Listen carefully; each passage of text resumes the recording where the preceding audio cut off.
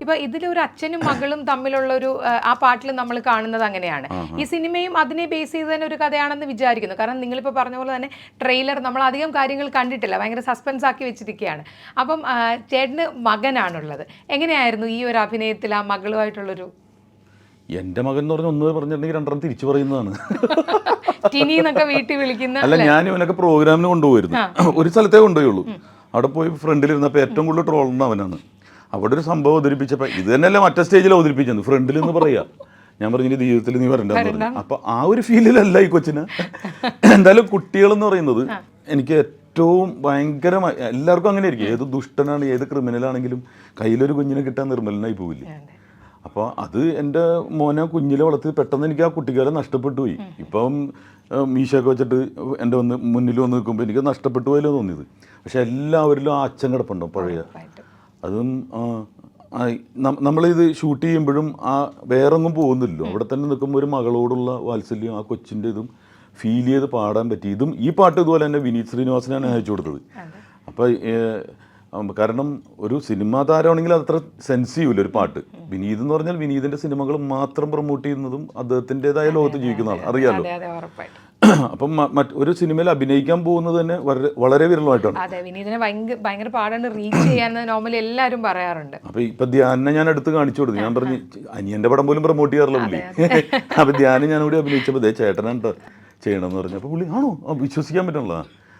വിനീതിൻ്റെ പേജിൽ ഫസ്റ്റ് കിടക്കുന്നത് ഞാൻ പാടിയ പാട്ടാണ്. അപ്പോൾ അതൊക്കെ അപ്പോൾ തന്നെ എനിക്ക് വലിയ അവാർഡ് കിട്ടിയതിന് തുല്യമാണ്. അല്ലേ, കാരണം ഉറപ്പായിട്ടും അത് കേൾക്കുമ്പോൾ തന്നെ നമുക്ക്, ഞാൻ ഇൻ്റർവ്യൂ ചെയ്യുന്നതിന് മുന്നേ ആ പാട്ട് കേട്ട് കണ്ടിട്ടാണല്ലോ നമ്മൾ വരിക. അപ്പോൾ ഭയങ്കര ഒരു ഫീൽ, ഇപ്പം എനിക്കും കുട്ടികളുണ്ട്, അപ്പോൾ നമുക്ക് ആ ഒരു നമുക്കത് ഫീൽ ചെയ്യുന്ന പോലെ അത്ര മനോഹരം. അതുപോലെ സിത്തു പാടിയ പാട്ടും ഭയങ്കര നല്ല രണ്ട് പാട്ടുകളാണ്. അപ്പോൾ ട്രെയിലറിന് വേണ്ടിയും സിനിമയിലെ നിങ്ങൾ ഒളിപ്പിച്ച് വെച്ചിരിക്കുന്നത് അത് എന്താണെന്നറിയാൻ നമ്മളും ഭയങ്കര എക്സൈറ്റഡ് ആണ്. ഇപ്പോൾ അപ്പൻ്റെ കാര്യം പറഞ്ഞുകൊണ്ട് തന്നെ ചോദിക്കാൻ, അപ്പം വക്കീലാവാൻ വേണ്ടി വിട്ട ആളാണ് അല്ലേ. അപ്പോൾ ശരിക്കും പറഞ്ഞാൽ അന്നത്തെ കാലത്ത് ഞാൻ ഇനി പഠിക്കുന്നില്ല എന്ന് പറഞ്ഞ് തിരിച്ച് സിനിമയിലേക്ക് അല്ലെങ്കിൽ മിമിക്രിയിലേക്ക് പറഞ്ഞാൽ ആ അമേരിക്കൻ ട്രിപ്പിനെ എങ്ങനെ കൺവിൻസ് ചെയ്തു അപ്പച്ചനെ എന്ന്? ആദ്യം ഞാൻ അപ്പനെ കൊണ്ടുപോയി മോഹൻലാലിനെ കാണിച്ചു കൊടുത്തപ്പോൾ ഞെട്ടിപ്പോയി. വൈറ്റ് ഫോർട്ട് എന്ന് പറഞ്ഞ ഹോട്ടലിലാണ്. അവിടെ കണ്ടു കഴിഞ്ഞപ്പോൾ അപ്പോൾ ആ സമയത്ത് സെമസ്റ്ററാണ്, എക്സാമാണ്.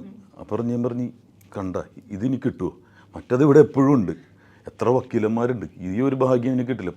പ്രിയദർശൻ സാറ്, ലാലേട്ടൻ, നഗ്മ, ശോഭന, അതിലാകെ ഈ അറ്റത്തുള്ള ഒരാൾ ഞാൻ മാത്രമേ ഉള്ളൂ. എനിക്ക് സെലക്ഷൻ കിട്ടിയതാണ് അതിലേക്ക്. രാജീവ് കുമാർ സാറ്, അങ്ങനെ ഒരുപാട് പേര് അവിടെ ഉണ്ട്. ഞാൻ പറഞ്ഞ് ഈ ഒരു ചാൻസ് മിസ് ചെയ്താൽ നടക്കില്ല. ഇതിന് പോയി. പിന്നീട് തിരിച്ചു വന്നു കഴിഞ്ഞപ്പോൾ എനിക്കൊരു ഫുട്ബോളിൽ IM വിജയനും അമ്മ മെമ്പേഴ്സും തമ്മിൽ ഒരു മത്സരം അടുത്ത സെമ്മ് വന്ന്. അപ്പം ഞാൻ പറഞ്ഞു ഇതിൽ കമൻട്രി പറയാൻ എനിക്ക് ചാൻസ് കിട്ടിയിരിക്കുകയാണ്, ഇതിന് ചാൻസ് കിട്ടുമോ? അപ്പം പറഞ്ഞു എന്തെങ്കിലും ആവുമെന്ന് പറഞ്ഞു. അപ്പം പഠിക്കണം എന്നുള്ള ആഗ്രഹമുള്ള ഒരാൾ. അവസാനം ഞാൻ പറഞ്ഞ് അപ്പം ഞാൻ വക്കീലാവണമെന്നാണ് ആഗ്രഹിച്ചത്, പക്ഷേ ഇപ്പം ഞാൻ ജഡ്ജായില്ലേ എന്ന് വെച്ചപ്പോൾ ഇങ്ങനെ നോക്കി, അല്ല കോമഡി ഷോൻ്റെ അത് ഞാൻ പറയാറുണ്ട് തമാശ രൂപമാണ്. പക്ഷേ അദ്ദേഹത്തിന് തൃപ്തനല്ലായിരുന്നു. അദ്ദേഹം മരിച്ചുപോയി ഇപ്പോൾ 4-5 വർഷം മുമ്പ്. പക്ഷെ അപ്പോഴും പുള്ളി ഞാൻ സേഫാണോ എന്നുള്ള സംശയത്തിലായിരുന്നു. പുള്ളി അക്കാഡമിക്കലായിട്ട് വരണം. എൻ്റെ വീട്ടിലൊക്കെ അങ്ങനെയാണ്. അപ്പം ബോർഡൊക്കെ അടിച്ച് വെച്ച് വീട്ടിൽ. സിസ്റ്റർ ഡോക്ടറാണ്. അപ്പോൾ doctor Tincy Tom, advocate Tini Tom എന്ന്. പാവം അത് പൂർത്തിയാക്കാണ്ടാണ് പോയത്. എന്നാലും ഞാൻ സേഫാണെന്ന് അദ്ദേഹത്തിൻ്റെ ആത്മാവ് വിശ്വസിക്കുന്നുണ്ടോ.